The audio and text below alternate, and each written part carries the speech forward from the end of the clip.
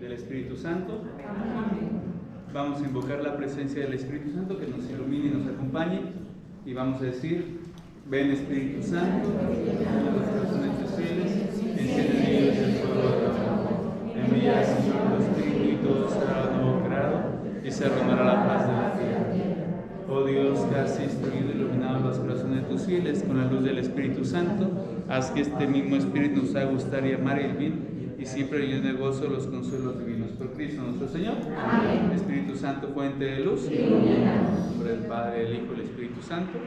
Muy bien. Vamos a ver ahora entonces este símbolo del maná, que está muy cortito, porque al final voy a darles un anuncio muy interesante que les va a interesar a muchos, pero no se los voy a decir ahorita para que se queden en suspenso. Bueno, vamos a ver entonces este signo del maná, ¿sí? ¿Por qué? Porque este signo tiene que ver, digamos, con el pan. Ustedes recuerdan el maná, creo que es una palabra que todos entendemos y entendemos en qué contexto se está refiriendo esta palabra. El maná se refiere a un contexto del Éxodo, a este alimento que Dios le dio al pueblo de Israel cuando iba peregrino desde Egipto hasta llegar a la tierra prometida, y cómo estos hijos de Israel habían reclamado a Moisés que el Señor los iba a dejar morir de hambre, ¿verdad? Y esta expresión que aparece una vez que Dios les envía sobre el campamento por la tarde codornices y por la mañana maná, y de la roca hace brotar agua. Entonces, para que ya no estuvieran quejando, les dio pan, carne y agua. Entonces, para que ya no tuvieran, y así se quejaban. Pero de todos modos vamos a entender un poquito este elemento que es una prefiguración también del Nuevo Testamento. ¿Por qué? Porque esto tiene, digamos, este concepto tiene o deja entrever sus raíces, su origen en el pan nuestro de cada día, ¿sí? Y esto, ustedes recuerden estas palabras que se referirán a esta oración que Jesús realiza de cuando le pide a Dios, al Padre, este pan cotidiano, el pan nuestro de todos los días.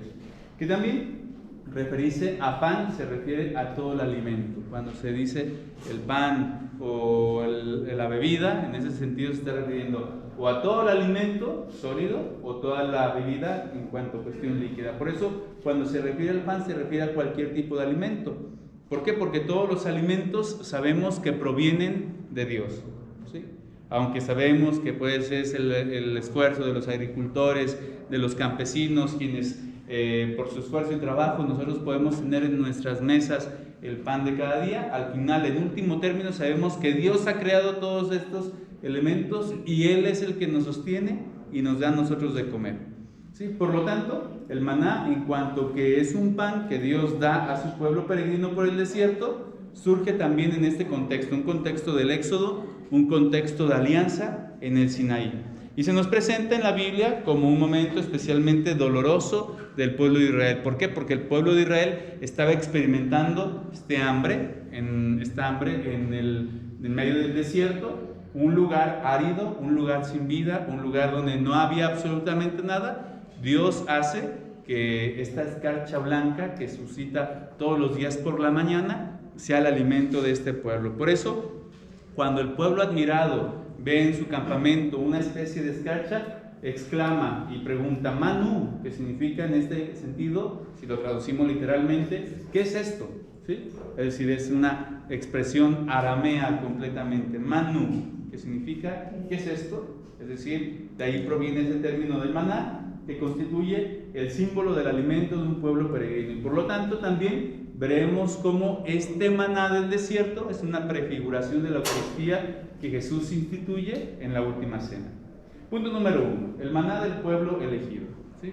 Dios acompaña, recuerden, al pueblo elegido con la nube durante el día, con una columna de fuego durante la noche. También acompañamiento no solo se hace, digamos, de esta presencia de la columna de nube o de esta columna de fuego, sino que también se hace presente a través de este cayado de Moisés, que golpeando la piedra hace surgir el agua. También de estas codornices que envía al campamento todos los días y que alimentan con su carne a todos los que están en este campamento itinerantes. Y también este maná, que es el pan que Dios le da, un pan milagroso que Dios les otorga. Todos los días, sin saber cómo, amanece escarchado el campamento y ellos nomás recogen. No tienen más que hacer. Vamos a escuchar este pasaje, si alguien lo quiere leer, por favor. Adelante. Por la mañana había en torno a él, el campamento, una capa de rocío. Cuando se evaporó el rocío, observaron sobre la superficie del desierto una cosa menuda, granulada y fina, parecida a la escarcha.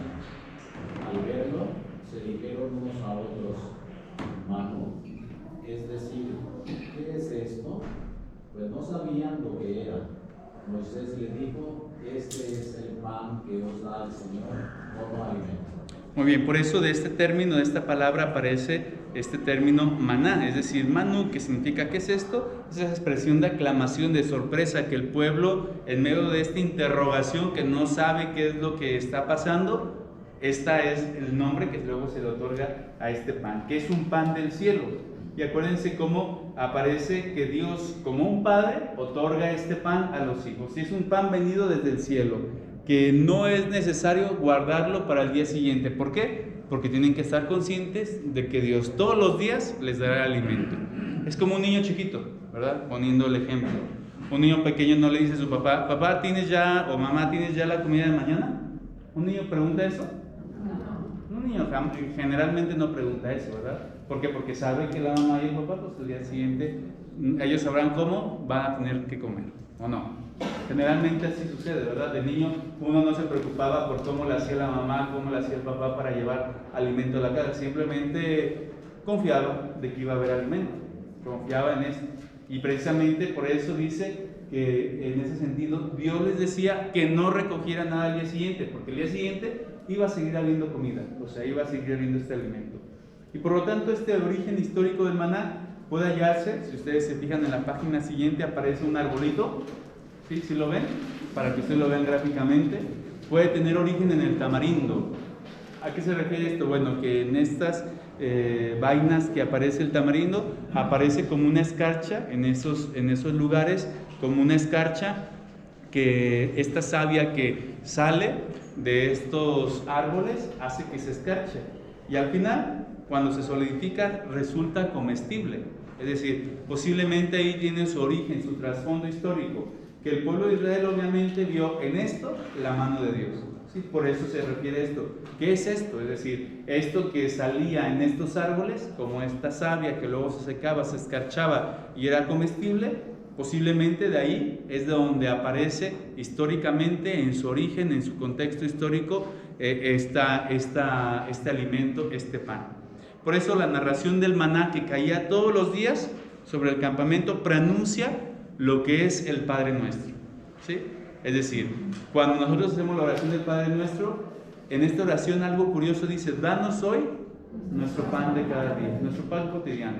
No decimos danos hoy y también para mañana y pasado mañana, para ya no apurarnos. No decimos eso, sino decimos danos hoy. Es un presente continuo. Aquí todos los días le pedimos a Dios el pan de cada día. Es decir, es una prefiguración de esto, con el que Jesús invita a que se confíe en Dios, en Dios Padre, el cual hace incluso que las aves del cielo, que no siembran ni cosechan, que no guardan en graneros, sean alimentados. Imagínense cuánto más nosotros que somos sus hijos.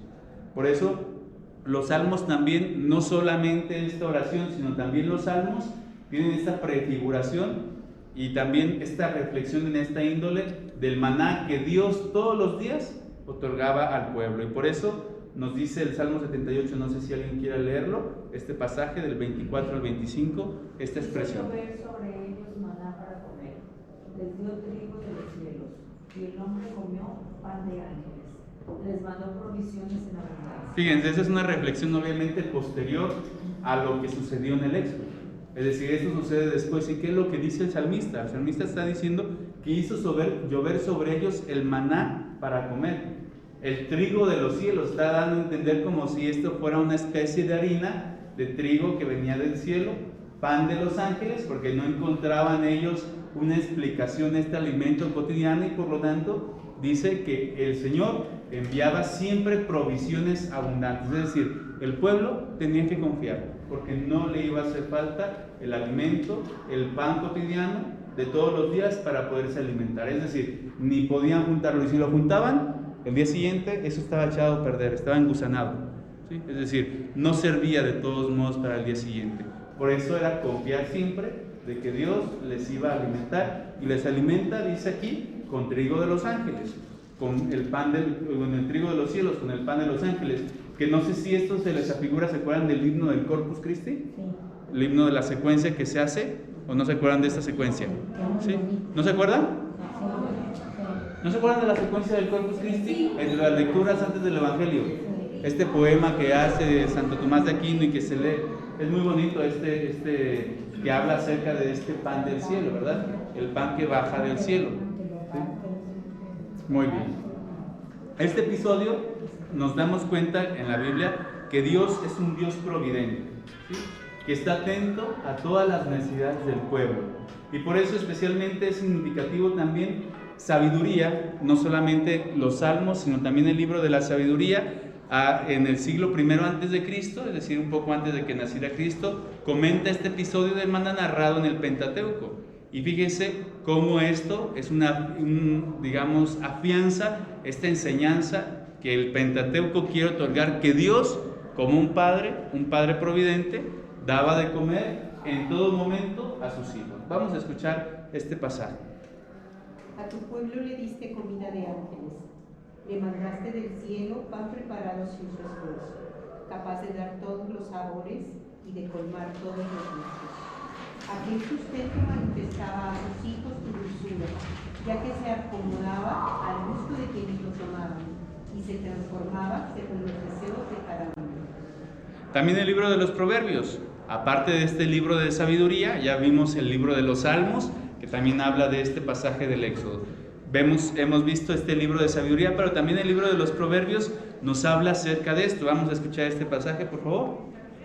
Venid a comer mi pan, bebed del vino que he mezclado, dejad de experiencia y viviréis. Muy bien, por eso esta estima que se tenía por el maná en el Éxodo que allí aparece, prescribía que fuera ofrecido a Dios como un sacrificio, colocado también dentro del Arca de la Alianza. Ustedes recuerdan que el Arca de la Alianza contenía varias cosas, entre ellas el cayado de Moisés, las tablas y un puñado también del maná, ¿sí? Como ese recordatorio que Dios siempre había acompañado al pueblo durante esta peregrinación y le había dado de comer.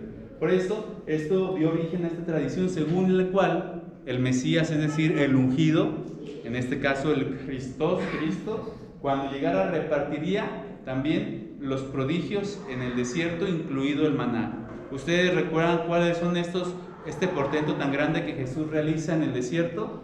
Con 5 panes y 2 pescados. Es decir, Jesús también hizo esto en medio del desierto. Estaban desfallecidos. Dice, me da lástima esta gente, no tienen que comer. Si los despido, se van a desmayar por el camino. Denles de comer. Jesús le dice a sus discípulos. ¿Pero qué le vamos a dar? Si nomás tenemos, yo creo que ni para nosotros alcanzamos 5 panes, 2 pescados. Dice, ¿qué es esto para tanta gente? Dice Felipe, ¿verdad? Bueno, préstenmelo. Los bendice, los reparte y dice que luego sobran 12 canastos.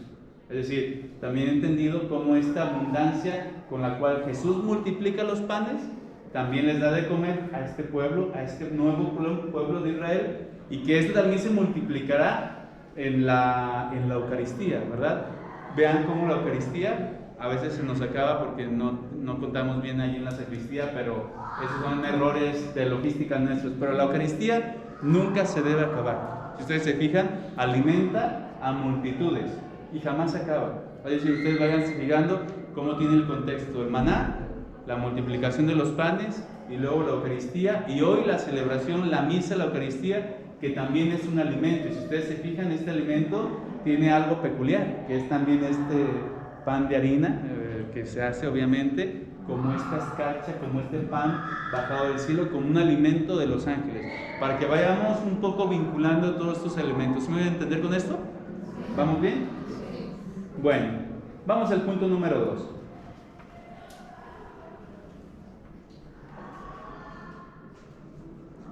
El maná de los profetas. Este pan del cielo también es dado a los profetas, por ejemplo, al profeta Elías. El profeta Elías, cuando era asediado por Ahab, y también por la reina Jezabel, esta reina malvada. ¿Se acuerdan de este pasaje o no se acuerdan? ¿Sí? Que andaba siendo perseguido y él se refugia en un manantial y durante este tiempo es alimentado por los cuervos. Es decir, los cuervos le llevaban el pan y luego también decía que por la mañana llevaban, por la tarde llevaban, no me acuerdo, era carne y pan, pero él estaba cerca de un manantial y si ustedes se fijan, este pan, carne y agua simboliza también lo que el pueblo del desierto vivió. El pan, que es el maná, las codornices, que es la carne, y esta agua que brotó de la roca de Maná y Meribá, de Masá y Meribá, es este mismo torrente en el cual se refugia Elías. Es decir, también con los profetas Dios se mantiene así, les da alimento. ¿Por qué? Porque este pueblo, cuando aparece este pasaje de Elías, Elías aparece deprimido, triste, porque lo iban a matar. Y fíjense lo que ocurre, esta cuestión en la cual él también se siente en una depresión tal que lo único que quiere es estar dormido. Vamos a escuchar este pasaje que aquí aparece. Él se adentró por el desierto. Un día de camino se sentó bajo una retama y deseándose la muerte decía: basta, Señor, quítame la vida, que no soy mejor que mis antepasados. Se tumbó y se quedó dormido, pero un ángel lo tocó y le dijo: levántate y come. Elías vino y vio a su cabecera una hogaza cocida, todavía caliente, y un vaso de agua. Comió, bebió y se volvió a dormir. De nuevo el ángel del Señor lo tocó y le dijo: levántate y come, pues te queda todavía un camino muy largo. Él se levantó, comió y bebió, y con la fuerza de aquel alimento anduvo 40 días y 40 noches hasta el monte de Dios, el Horeb. Fíjense, aquí está, eso está muy interesante. Él se alimenta, luego se vuelve a quedar dormido y se vuelve a alimentar con esta hogaza de pan caliente. Imagínense como esas gorditas de horno bien sabrosas, ¿verdad? Recién saliditas del horno, ¿verdad, Chayo? Como las hacen ahí en San Isidro. Y imagínense entonces en este sentido como este profeta que se encontraba triste, se encontraba deprimido, se encontraba incluso deseando la misma muerte. Aquí dice, este alimento que Dios le da a través de los ángeles, este alimento le da la fuerza para que durante 40 días, ¿a qué le recuerda 40? ¿A qué le recuerda? Sí. ¿A los 40 años qué? Del desierto. ¿Qué más? Los 40 días de Jesús en el desierto, ¿verdad? Que son nuestra cuaresma, que ya vamos a empezar el miércoles que viene, ¿verdad? Que ya vamos a comenzar con esto, que es este símbolo, ¿verdad? Cómo Elías, fortalecido con este alimento, puede caminar durante 40 días sin comer nada más, así como Jesús también ayunó durante 40 días al monte Horeb. ¿Y cuál es el monte Horeb? El Sinaí, que se le conoce del mismo nombre, es decir, este lugar donde tuvo lugar, este sitio que tuvo lugar la alianza de Dios con el pueblo de Israel, en el Sinaí, que se le otorga también la ley, es el mismo lugar donde después Elías irá, y acuérdense que escucha primero relámpagos, luego un fuerte huracán, y luego después una tormenta tempestuosa, y en ninguno estaba Dios más que en el murmullo suave. ¿Se acuerdan de ese pasaje? Que es cuando llega al Horeb. Pero también encontramos aquí a una viuda, la viuda de Sarepta, que cuando está llegando a Sarepta, Elías le dice, tráeme una hogaza de pan. Le grita y dice, ella estaba recogiendo la leña y dice, bueno, no tengo nada de pan, estoy recogiendo una cuanta leña porque lo poco que tengo se lo dará a mi hijo y yo comeremos y luego moriremos. Imagínense qué trágico esto es. Primero háblenlo a mí y después él dice que incluso la vasija no se agotará ni la jarra de aceite se acabará, ¿verdad? Y esto es lo que sucede. Ella hace primero el pan para el profeta y lo que sucede después es este milagro, que Dios también alimenta con esta harina y con este aceite, alimenta también a esta viuda que se encontraba en una situación crítica, de hambre completa, de total pobreza, casi a punto de morir ella y su propio hijo. Por eso, esos 40 días y este acontecimiento que aquí aparece, vemos cómo viene reflejado también este acontecimiento del Éxodo, el acontecimiento del maná, que Dios da de comer a sus hijos y que Dios los alimenta. También Dios da el alimento a sus profetas, especialmente al profeta Elías. este grande profeta, que aún a pesar de todo lo que estaba viviendo, los acontecimientos por los cuales estaba pasando, Dios le da el alimento a través de los cuervos. Y él mismo es palabra profética para dar alimento a aquella viuda, a aquella pobre que se encontraba en la indigencia y en la pobreza tal que estaba a punto de morir. Vamos al punto número 3, pasamos al Nuevo Testamento. Jesús es el verdadero maná. Antes de Jesús, ya los rabinos hablaban también del maná en un sentido simbólico, como un alimento propio del tiempo mesiánico.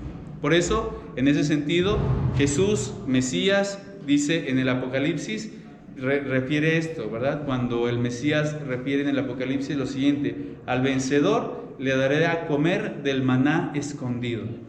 Es decir, se está refiriendo que en los tiempos mesiánicos habrá de nuevo este nuevo maná. Pero Jesús no solo es tan solo el verdadero pan del cielo, es la presencia misma del Dios del Antiguo Testamento que alimentó al maná con su pueblo en el desierto. Es decir, no solamente es el pan, sino es ese Dios que alimentó. ¿Sí? Esto es lo que se está refiriendo. Por eso, en otro desierto, también en el desierto de Judá, Jesús ofreció otro maná multiplicado también a 5,000 hombres. Fíjense lo que dice: Jesús tomó los 5 panes y los 2 peces, levantó los ojos al cielo, pronunció la bendición, partió los panes, se los dio a los discípulos y estos a la gente, y comieron todos hasta hartarse. Fíjense estos verbos que dice aquí: tomó el pan, elevó los ojos al cielo, pronunció la bendición, partió el pan, lo dio y comieron. ¿A qué se les afigura estos verbos? ¿Y qué momento de la Eucaristía? Las palabras de la consagración, ¿sí? Fíjense cómo este acontecimiento de la multiplicación de los panes es una prefiguración de lo que Jesús hará en la última cena, que hace las mismas acciones, y es lo que prolonga a través de sus apóstoles, es decir, los mismos apóstoles y los sucesores de los apóstoles, que son los obispos, y luego los presbíteros, que son los colaboradores de los obispos, que somos nosotros, que hacemos también que este pan se multiplique y debe de comer, sea un alimento para grandes multitudes, ¿sí? Es decir, fíjense entonces cómo, por eso aquí aparece Jesús como el otro, como el mismo Dios que hace o da el alimento, el maná del cielo, este manjar de los ángeles, que es la Eucaristía, a todos los pueblos. Por eso esta última frase puede evocar al pueblo saciado en el desierto con el maná venido del cielo, ¿sí? Vamos también en ese sentido ver cuál es esta respuesta que dicen los apóstoles. Vamos a leer en el Nuevo Testamento este texto de Juan 6, 28, 35, que también nos habla acerca del pan vivo que ha bajado del cielo. Vamos a escucharlo. Ellos replicaron. ¿Quién gusta leerlo? ¿Está hasta el final de la página? Nuestros antepasados comieron el maná en el desierto, como dice la Escritura, les dio a comer pan del cielo. Jesús les respondió: os aseguro que no fue Moisés quien os dio el pan del cielo, es mi Padre quien os da el verdadero pan del cielo. El pan de Dios viene del cielo y da la vida al mundo. Entonces le dijeron: Señor, danos siempre de ese pan. Jesús les contestó: yo soy el pan de vida. El que viene a mí no volverá a tener hambre. El que cree en mí nunca tendrá sed. Miren, aquí está, eso está muy interesante, ¿sí? Dice que estos replicaron. ¿A quién se está refiriendo? A aquella muchedumbre que seguía a Jesús, que después de esto se les hizo tan fuertes las palabras que muchos lo abandonaron. Y Jesús no tiene reparo en decirle a sus discípulos: ¿también ustedes quieren irse? Órale, pues agarren también camino. Y Pedro es cuando dice: Señor, ¿a quién iremos? Tú solo tienes palabras de vida eterna, ¿sí? Este es este pasaje, no sé si se acuerdan, todo el capítulo 6 del Evangelio de Juan, todo nos habla acerca del pan vivo bajado del cielo, que hemos de comer su cuerpo, alimentarnos de su cuerpo y de su sangre para tener vida eterna. Quien come mi cuerpo, dice, y bebe mi sangre, tendrá vida eterna. ¿Sí? Eso es lo que se está refiriendo, y por eso dice: a ver, Moisés les dio a comer el pan en el desierto. Dice: bueno, no fue Moisés, fue Dios. Y Dios les ha dado también a través de mí el verdadero pan que baja del cielo. ¿A qué se está refiriendo? Que Jesús es este pan que baja del cielo, ¿sí? Por eso dice: danos siempre de este pan. Es a lo que se está refiriendo. Es como la samaritana que le dice, ¿verdad? Dame de esa agua viva para no tener que venir a cada rato al pozo y estar secando. Y dice, yo soy el agua viva. En este caso también se está refiriendo, yo soy el pan vivo que ha bajado del cielo. Y por eso yo soy el pan de vida se está refiriendo también exclusivamente y definitivamente a Jesús, Eucaristía. Por eso, en oposición del maná en el desierto, ¿sí?, Jesús habla de otro maná, un alimento que viene del Padre, un alimento que es el mismo, ofrecido como palabra y pan en la Eucaristía. Es decir, dos elementos, dos banquetes de los cuales nosotros nos alimentamos. No solamente de la Eucaristía, también de la palabra. Por eso yo les he insistido mucho, ¿verdad? Y quizá es algo que vamos creciendo como comunidad, de que nos alimentemos desde el principio, desde que llegamos a misa, de la palabra, porque también la palabra de Dios es un alimento, que ese momento también tenemos que estar atentos, escuchando. Aquí mucha gente tiene sus misalitos, ¿verdad? Muy bien, qué bueno que tienen misalito, porque quizás si no se escucha bien, o quizá a veces si no leemos bien, al menos van siguiendo la lectura, y esa es una forma de alimentarnos en la Eucaristía de la palabra de Dios, para luego alimentarnos también de su cuerpo. El otro día sucedió, y yo les dije en la misa de 8:30 de la mañana, ¿verdad?, el lunes, llegó una persona encarrerada cuando yo estaba haciendo lo del Cordero de Dios, y después me di cuenta que comulgó, ¿verdad? O sea, ¿qué quiere decir esto? Que quizá no hemos entendido o no hemos quedado en conciencia de lo que significa en realidad la Eucaristía.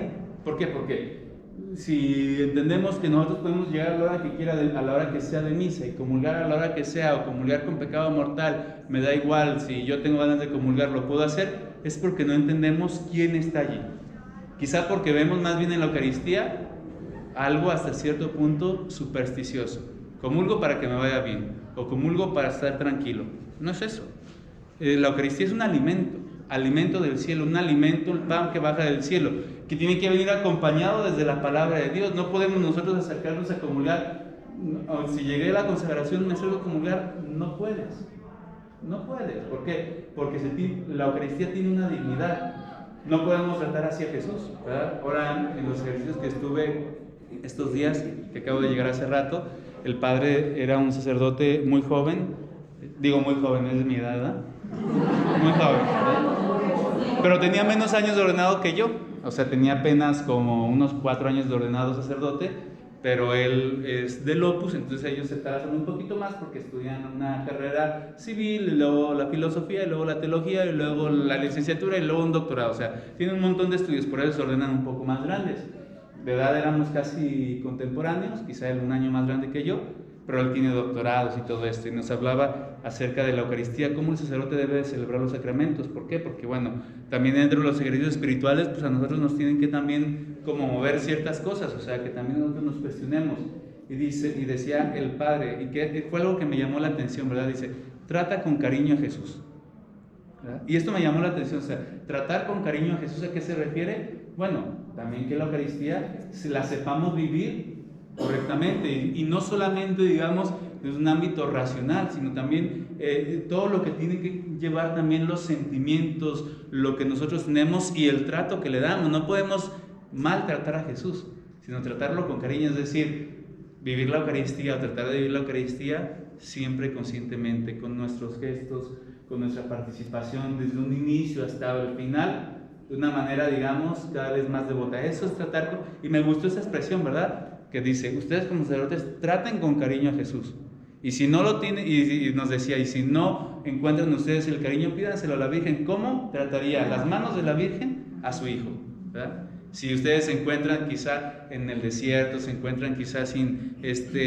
¿cómo nos decía?, sin este deseo de tener con devoción en sus manos a Cristo, pídanselo a la Virgen. La Virgen no maltrataría jamás a su hijo, ¿verdad? Es decir, cómo esta imagen también de la Madre de Jesucristo puede hacer que nosotros entendamos profundamente lo que significa la Eucaristía. Y esto es también lo que aquí se refiere, ¿verdad? Cómo el doble pan que nosotros comemos es la palabra y la Eucaristía. No solo la Eucaristía para nosotros, sino también la palabra, que es fundamental. A veces llega gente a la hora de la primera lectura y dice, padre, llegué a la primera lectura. ¿Y de qué trato? Ay, no sé. ¿Ah? ¿Pero puedo comulgar? ¿Sí puedo? ¿Me vale la misa? ¿Verdad? Bueno, me hacen preguntas muy complicadas. ¿Verdad? ¿Por qué? Porque tenemos que ser conscientes. Digo, así vamos a tratar, si ponemos estas expresiones que nos decía el padre Roberto, que nos dio los ejercicios, así trataríamos con cariño a Jesús. O sea, ¿estamos tratando con cariño a Jesús cuando hacemos eso? Quizá no, ¿verdad? Es decir, por eso se trata de esto, de acrecentar la devoción, que es como estas palabras, o sí, esta devoción, estas palabras que él decía, del cariño hacia la Eucaristía. Bueno, eso es a lo que se nos está refiriendo. Jesús afirma igualmente que es superior a Moisés, porque Moisés les dio un pan del cual luego ellos murieron. Pero este pan que Jesús da es un pan que da vida eterna. Es decir, quien se alimenta de este pan tendrá vida eterna. No sé si eso somos conscientes. Yo me acuerdo que cuando murió mi papá le pusimos en su lápida eso, ¿verdad? Este mismo pasaje. Y mi hermano decía, ¿pero por qué le pusiste esto? Eso es algo de la Biblia, ponle otra cosa diferente, ¿verdad? Le dije, pues si está hablando de la Biblia, estamos poniendo, ¿cómo se le llama eso que le ponen? El epitafio, ¿verdad? Se lo pusimos así. Y yo se lo sugerí a mi mamá, porque mi mamá decía, ¿qué le ponemos? Le dije, pues le voy a poner algunos, se lo sugiero, y a ella le gustó ¿verdad? Pero un hermano decía, no, tienes que ponerle con cariño a sus hijos y su esposa, así como están todos los demás. Le dije, bueno, pues como están todos los demás, pues hay que ser copias originales y darnos cuenta en ese sentido como incluso en el último día mi papá, que comulgó, que estamos ahí mi hermano, el padre y yo, esto también a nosotros nos da esperanza de que él tiene vida eterna, es decir, porque se alimentó de su cuerpo, porque bebió su sangre y él tendrá vida eterna. Esa es la esperanza de todo cristiano. Qué mejor epitafio que eso, ¿verdad? Es decir, encontrar que en este alimento, este maná, este alimento de vida eterna nos da a nosotros también esta esperanza para resucitar. Por eso, ante la incredulidad de los judíos que no aceptan a Jesús ni su doctrina, muchos de ellos se escandalizan y aunque eran discípulos de Jesús lo dejan de seguir. Él insiste nuevamente en que es superior su maná, es decir, su cuerpo, en relación al maná del Antiguo Testamento. Vamos a escuchar este pasaje. Yo soy el pan de la vida. Yo soy el pan de la vida. Vuestros padres comieron el maná en el desierto y, sin embargo, murieron. Este es el pan del cielo y ha bajado para que quien lo coma no muera. Jesús añadió, yo soy el pan vivo bajado del cielo. El que come de este pan vivirá siempre, y el pan que yo daré es mi carne. Yo lo doy para la vida del mundo. Yo os aseguro que si no coméis la carne del Hijo del Hombre y no bebéis su sangre, no tendráis vida en vosotros. El que come mi carne y bebe mi sangre tendrá vida eterna, y yo lo resucitaré el último día. Mi carne es verdadera comida, y mi sangre es verdadera bebida. El que come mi carne y bebe mi sangre, vive en mí y yo en él. El Padre que me ha enviado posee la vida, y yo vivo por él. Así también el que me come vivirá por mí. Este es el pan que ha bajado del cielo, no como el pan que comieron vuestros antepasados. Ellos murieron, pero el que coma de este pan vivirá para siempre. Fíjense qué bonito dice esto: el que come mi carne y bebe mi sangre tiene vida eterna y yo lo resucitaré el último día. Pero dice, si no coméis la carne del Hijo del Hombre y no bebéis su sangre, no tendréis vida en vosotros. Por eso a mí me llama la atención que haya católicos que se digan católicos y tienen toda la posibilidad, porque hay algunos que pues por alguna cuestión, alguna situación, circunstancia de su vida no pueden acercarse a recibir el cuerpo de Cristo, pero todos los que lo pueden recibir, ¿por qué no lo reciben? Yo me pregunto eso. ¿Por qué no lo reciben? Muchas veces por ignorancia. No estamos conscientes. Porque no somos conscientes de lo que se celebra, ¿verdad? El otro día estaba viendo a un creador de contenido del YouTube y decía que él tiene amigos musulmanes, es europeos de España, y dice que estos musulmanes se acercaban a él y decían, pero Jesús, tú según Jesús es hijo de Dios, porque ellos no consideran que Dios tenga hijos. Sí, sí es hijo de Dios. Entonces, lo que tú celebras en tu misa, en tu rito, en lo que tú haces, ¿es Jesús quien viene allí? Sí, es Él quien viene. Y cuando tú comes esa hostia, ese pedazo de pan blanco, ¿estás comiendo a Dios? Sí, estás comiendo a Dios. Entonces dicen, entonces todos los cristianos y todos los católicos van todos los días. Un musulmán diciendo, si es Dios quien está allí, todos los católicos todos los días se alimentan de ese pan. Y dijo, pues no. ¿Por qué? Porque quizás no todos somos conscientes o no nos damos cuenta del valor que tiene este alimento, ¿verdad? Por eso vamos a pasar a este punto número 4. Jesús es el verdadero pan de vida. Jesús es, por tanto, este verdadero pan de vida, el pan que da la vida eterna a quien lo come. Por eso nosotros debemos de tener esta esperanza de siempre que nos alimentemos del cuerpo de Cristo, obviamente, dignos, es decir, confesados en gracia, no solamente comulgar por comulgar o comulgar por esta idea que tenemos, yo no sé quién, y a veces los padrecitos también mal aconsejamos a la gente y que a veces comulgo y luego me confieso, aunque tenemos que comulgar dignamente, es decir, no vas tú a comer, o si traes las manos sucias, no comes con las manos sucias y luego te las lavas.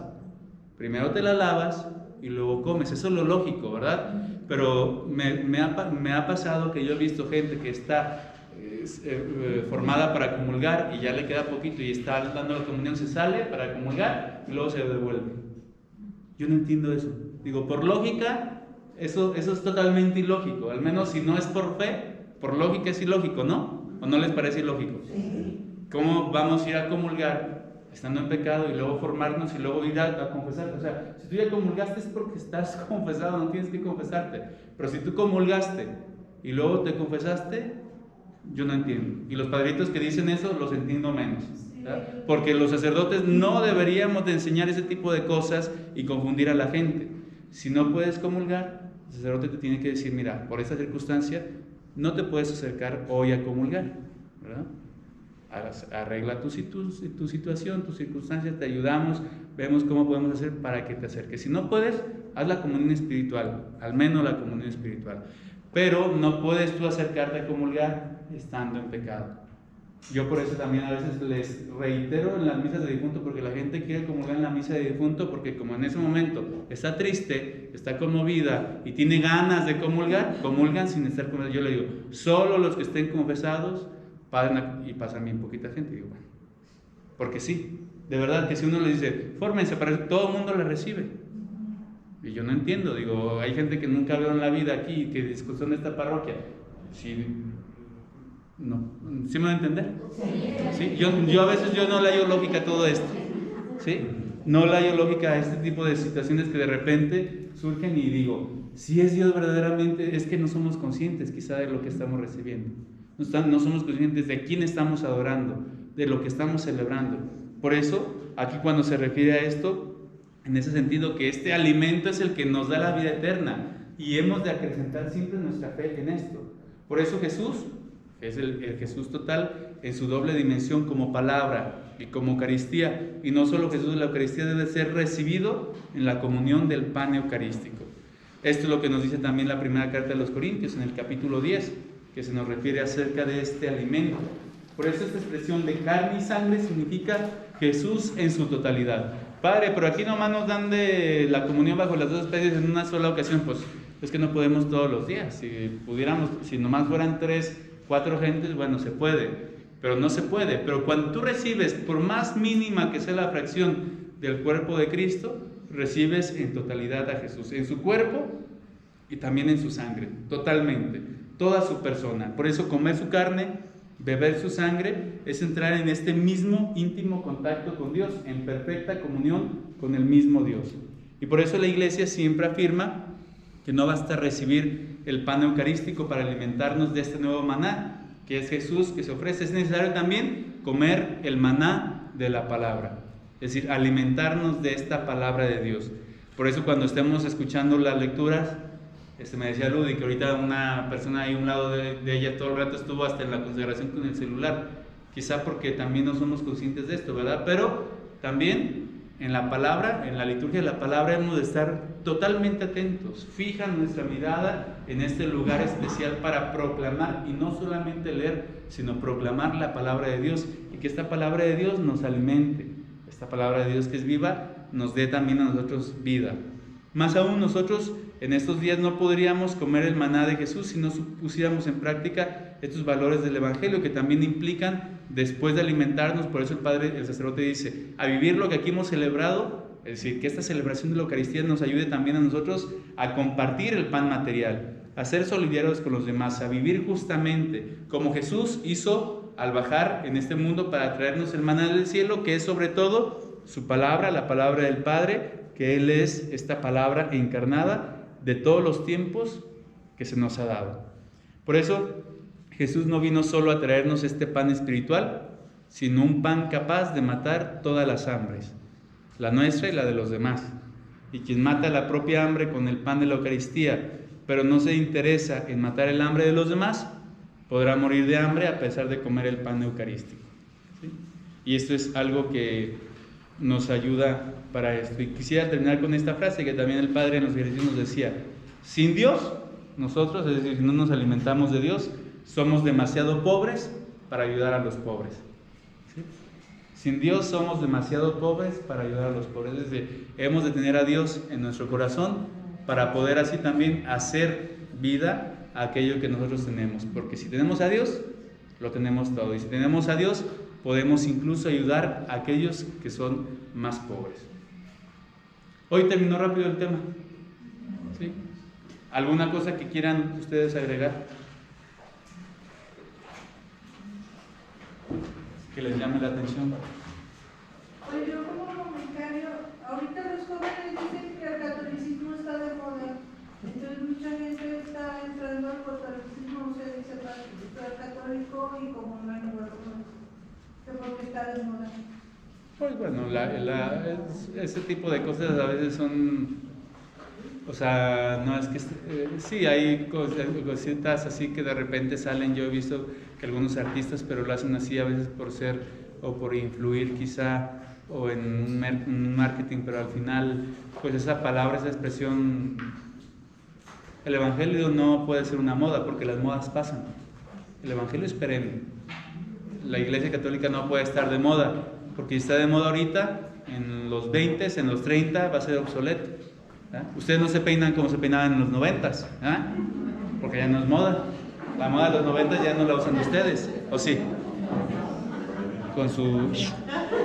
Me acuerdo de mis hermanas que así la hacían, y a las más grandes. Eso de la moda, bueno, pues no es... Son cosas así que no tienen nada que ver. Pero a lo que voy es la ignorancia que los mismos católicos también tenemos. Sí, no solamente señalar a los de fuera, a veces nosotros mismos, ¿verdad? Los que posiblemente pensamos que sabemos, que a veces quizá también es necesario que, como decía ahora el Evangelio, ¿verdad? Abrir nuestros oídos para poder comprender y quizá entender mucho mejor nuestra fe y luego poderla proclamar, ¿verdad? Por eso este sordo mudo, es decir, Dios, Jesús, que le cura la sordera y la mutez a esta persona, que primero escucha y luego también profesa. Yo me quedé pensando en eso de la palabra, digo que nos alimentamos de la palabra del propio Dios, y sí como que me hace mucho sentido que la primera lectura, bueno, la primera lectura, la segunda, es como la preparación para llegar a ese momento. No es sencillamente te levantas de tu lugar y para ir a tu lugar, es como una peregrinación, cuando yo así lo veo. Y a veces yo sí quisiera, por ejemplo, cuando están preparando a los niños algo para la primera comunión, nada que después de que comulgas, no, o sea, como que en ese momento no hemos tomado tanta conciencia de lo que pasó en ese momento. Sí, nuestros catequistas sí les explican, pero y nosotros a veces yo me enfado a veces de decir, el otro día también estaba yo lunes, digo, no digo, a veces ya uno como sacerdote también luego dice, ay, va a ser muy pesado si estás muele a la gente, ¿ya? A veces uno se la piensa en decir, pero bueno, uno tiene que ir buscando los medios. Nuestros catequistas seguramente sí les dicen, pero son los papás y las mamás quienes quizá no les fomentan esto a los hijos. Exacto. ¿Ah?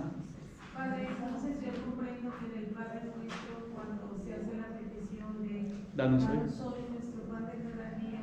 Significa, ahora entiendo que puede haber distintos tipos de hambre, como para panes diferentes. Exacto.